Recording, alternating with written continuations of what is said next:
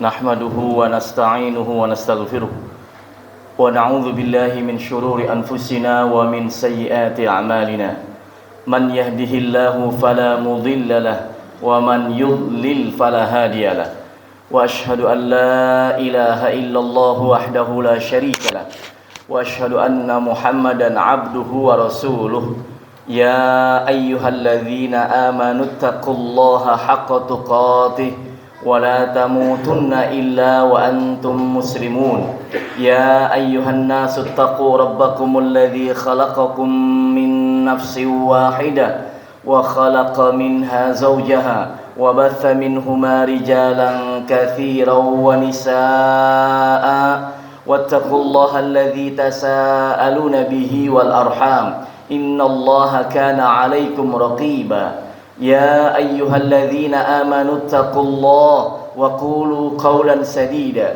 يصلح لكم أعمالكم ويغفر لكم ذنوبكم ومن يطع الله ورسوله فقد فاز فوزا عظيما أما بعد فإن أصدق الحديث كتاب الله وخير الهدي هدي محمد صلى الله عليه وسلم وشر الأمور محدثاتها وكل محدثة بدعة وكل بدعة ضلالة وكل ضلالة في النار اللهم صل وسلم وبارك على نبينا محمد وعلى آله وأصحابه والتابعين والتابعي التابعين ومن تبعهم بإحسان إلى يوم الدين.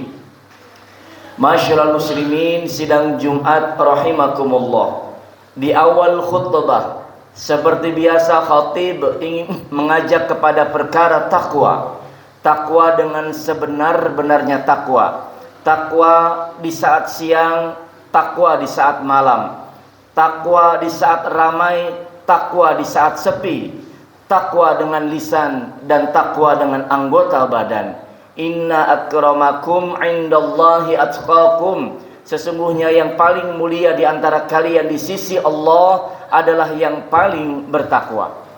Jamaah rahimani Allah wa iyyakum.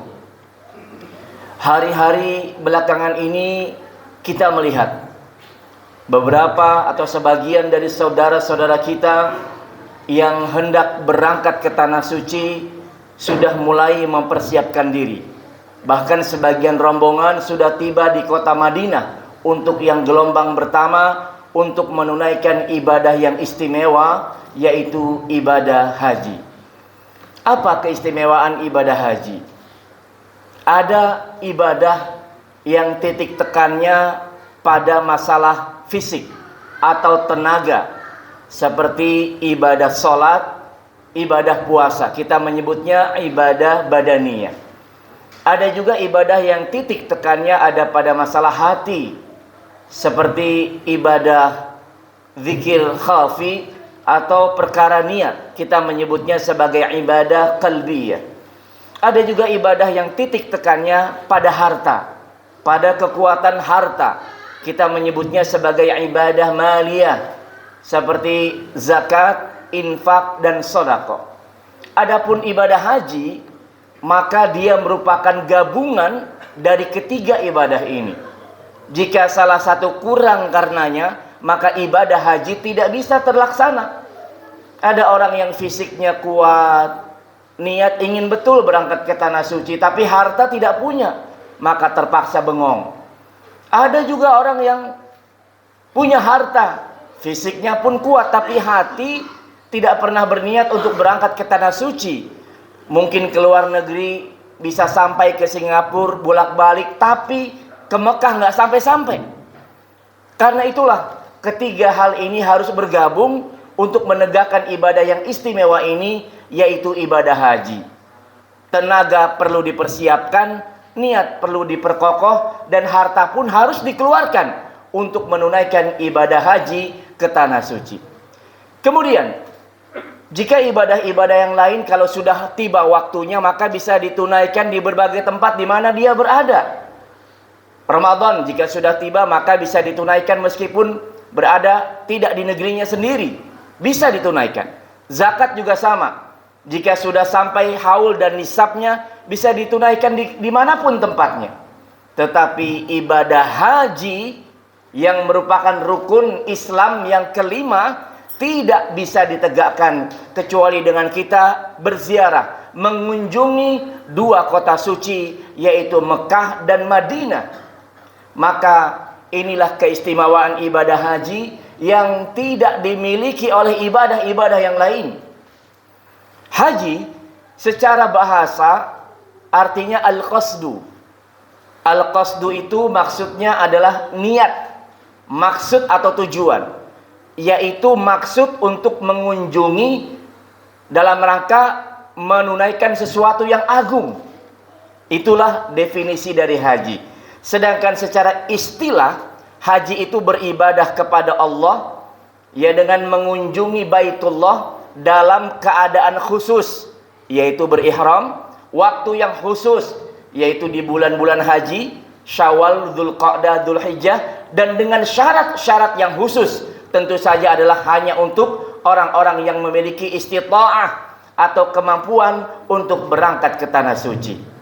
Hadirin sidang Jumat yang dimuliakan Allah, begitu mulianya ibadah haji, sampai-sampai Nabi sallallahu alaihi wasallam bersabda, "Man hajja falam yarfuth walam yafsuq raja'a ka yaumi waladathu ummuh." Siapa yang menunaikan ibadah haji tanpa berbuat rafath, berbuat mesum, berbuat yang mengarah kepada hubungan suami istri, dan tanpa mengerjakan perbuatan fasik, yaitu berbuat maksiat atau durhaka kepada Allah, maka selesai dari haji, ia akan kembali seperti keadaan saat ia dilahirkan oleh ibunya, alias bersih atau suci dari dosa.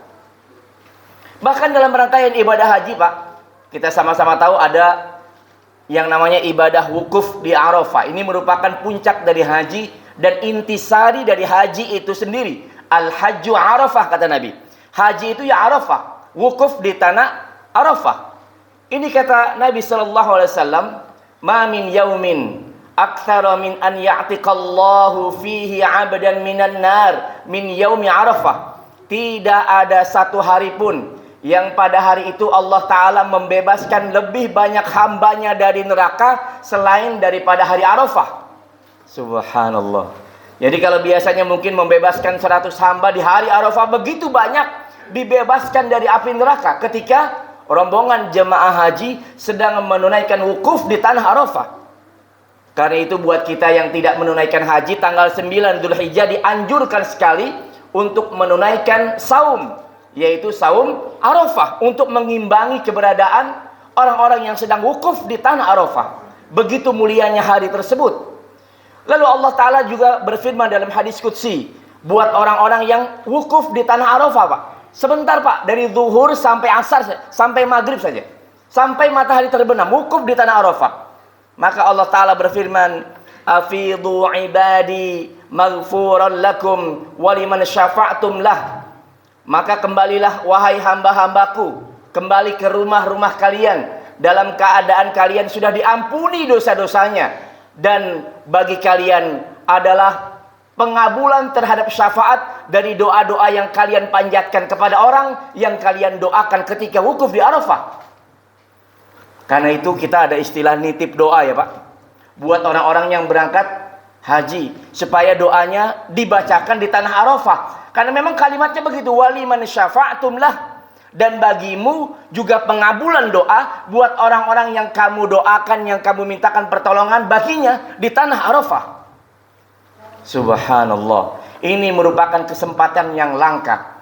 Bahkan dalam ibadah haji itu kan ada ibadah lontar jumroh, Aqabah, kemudian Ula, Wusta. Itu lontar jumroh selama 2 atau 3 hari.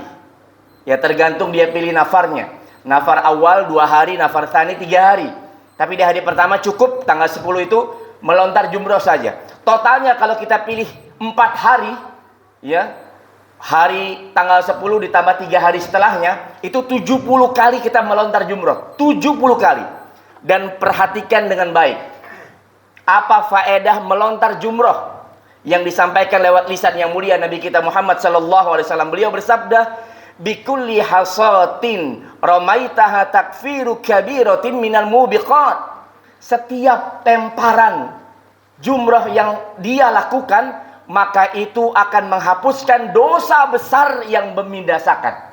Dosa besar yang membinasakan.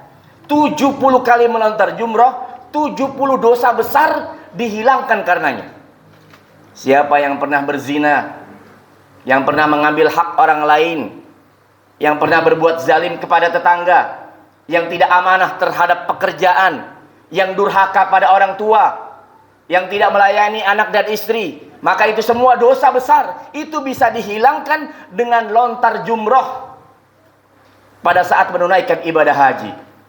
Maka jangan pernah putus di hati kita untuk berniat berangkat ke tanah suci, Pak. Jangan mentang-mentang daftar hari ini 30 tahun kemudian baru bisa berangkat, kita nggak pernah daftar. Jangan. Pancangkan niat dengan mendaftar. Dengan begitu Allah Ta'ala mudah-mudahan memudahkan dia berangkat ke tanah suci. Sebab yang benar itu hakikatnya bukan yang mampu yang Allah panggil berangkat ke tanah suci. Perhatikan kalimatnya. Bukan yang mampu yang Allah panggil ke tanah suci. Tapi orang yang Allah panggil ke tanah suci pasti akan dimampukan untuk berangkat ke sana. Dibalik paradigmanya. Orang yang dipanggil oleh Allah ke tanah suci, bagaimanapun caranya Allah akan bikin dia mampu untuk berangkat ke tanah suci. Maka jangan pernah putus niat. Yang muda, yang tua, yang sehat, yang sakit, yang jauh, yang dekat, untuk segera menunaikan rukun Islam yang kelima ini.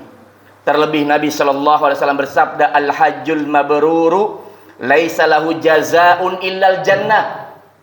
Dan haji yang mabrur, yang baik itu tidak ada balasan yang pantas buatnya kecuali surga. Hadirin sidang Jumat yang dimuliakan Allah.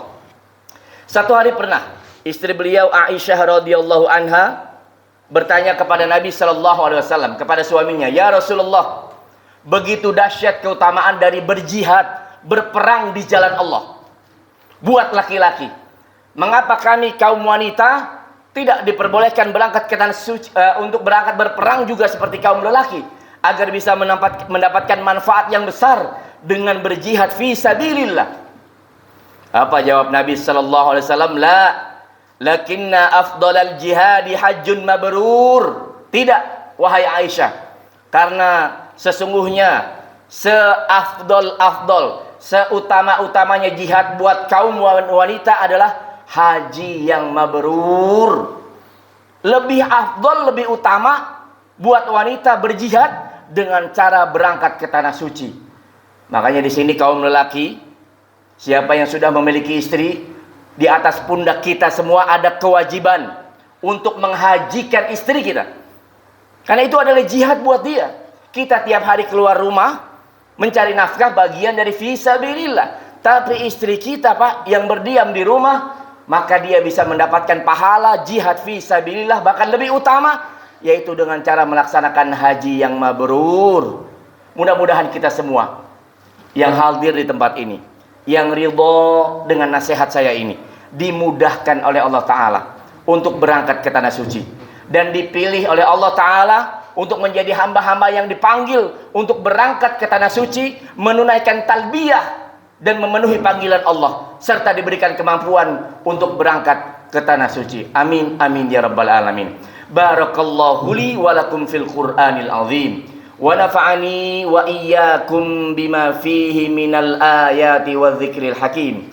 Aqulu qawli hadza wa astaghfirullahal azim li wa lakum wa lisairil muslimina min kulli dzamb fastaghfiruhu innahu huwal ghafurur rahim.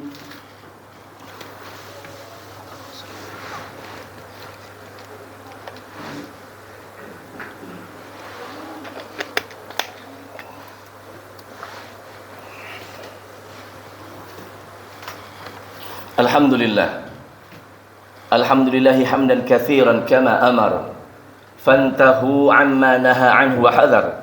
Ashhadu an la ilaha illallah wahidul qahhar, wa ashhadu anna Muhammadan abduhu wa rasuluhu sayyidil abrar, sallallahu alaihi wa ala alihi wa ashabihi ajma'in. Ittaqullah haqqa tuqatih, wa la tamutunna illa wa antum muslimun.